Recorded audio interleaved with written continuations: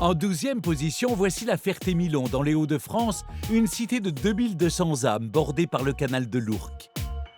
Avec son cœur médiéval, ses remparts séculaires et son château aux allures de décor de cinéma, la Ferté-Milon est un enchantement pour tous les passionnés d'histoire et de vieilles pierres. Damien est féru de photographie. Pour lui, ce village, son village, est une source d'inspiration au quotidien.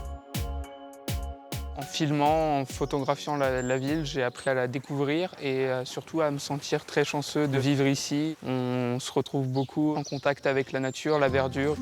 La Ferté-Milon, je l'aime tout simplement. Et c'est avec un autre amoureux de la Ferté, Olivier, que Damien remonte le temps jusqu'aux origines du village. Ça commence au XIIIe siècle. C'est le roi qui décide de mettre des remparts autour de la ville pour fortifier un petit peu parce qu'elle commence à grandir.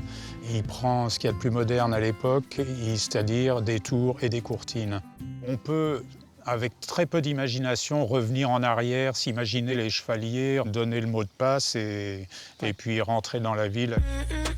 Initiés par le roi Philippe Auguste, les 900 mètres de remparts, dont subsistent encore aujourd'hui 14 tours, enserrent le village. Et la particularité des remparts de la Ferté-Milon, c'est qu'ils s'invitent à l'intérieur des maisons. Ah Marie, magnifique!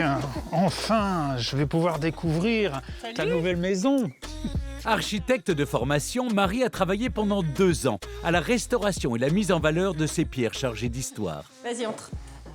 Voilà l'élément central de la maison. On entre et on est face à la tour. Cette tour donc, du XIIIe siècle a la particularité d'être imbriquée dans le rempart, dans une maison et d'être hémisphérique. Vous avez beaucoup de chance d'avoir ça chez vous. C'est ce qui apporte tout le caractère à notre maison. C'est depuis le jardin que l'on prend toute la mesure de l'imbrication de la tour dans la maison. Olivier entraîne à présent Damien le long des rues pavées du Vieux-Bourg.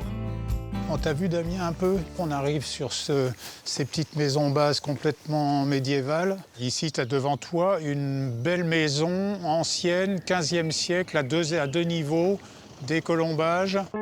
De son passé médiéval, le village conserve le nom de certaines rues, comme celle-ci, la rue des Rats, mais aussi la superbe église Notre-Dame, classée monument historique en 1843. Autre source de fierté pour les Milonnais, un certain Jean Racine, poète et académicien, né en 1639 dans le village.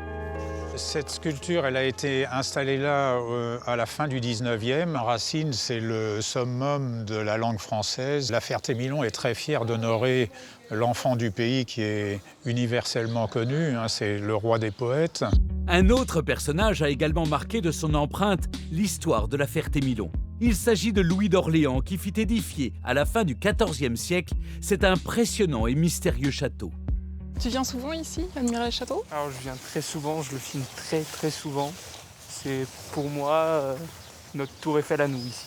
Oui, c'est vrai que le soir, avec la lumière rasante, il est particulièrement beau, je trouve. Il est magnifique.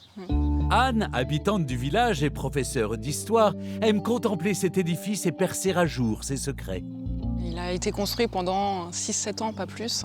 Et puis ensuite, les travaux se sont interrompus parce que Louis d'Orléans a été assassiné. C'est vraiment un château pour l'apparat, pour montrer que c'était un grand personnage et qu'il avait des idées surtout pour le royaume.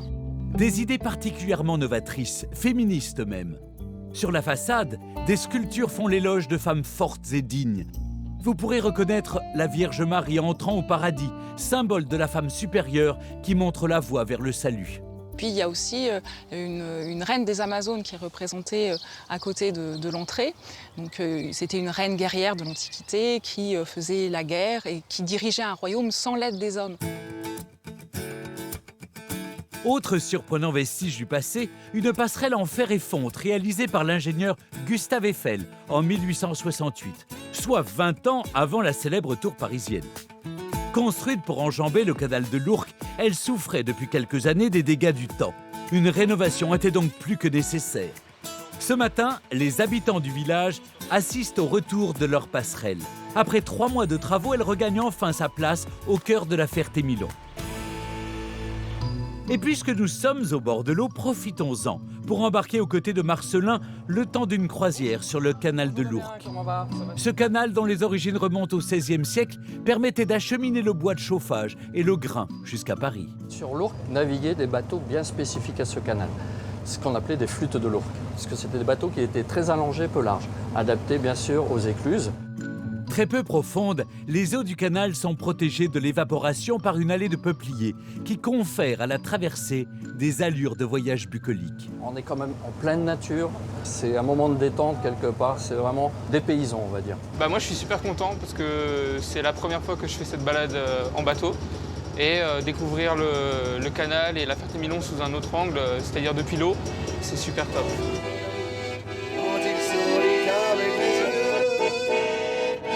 Ne manquez pas, en venant à la Ferté-Milon, de partir à la découverte de l'impressionnant château inachevé de Louis d'Orléans. Empruntez la passerelle Eiffel récemment restaurée et offrez-vous une croisière délicieuse sur le canal de l'Ourcq.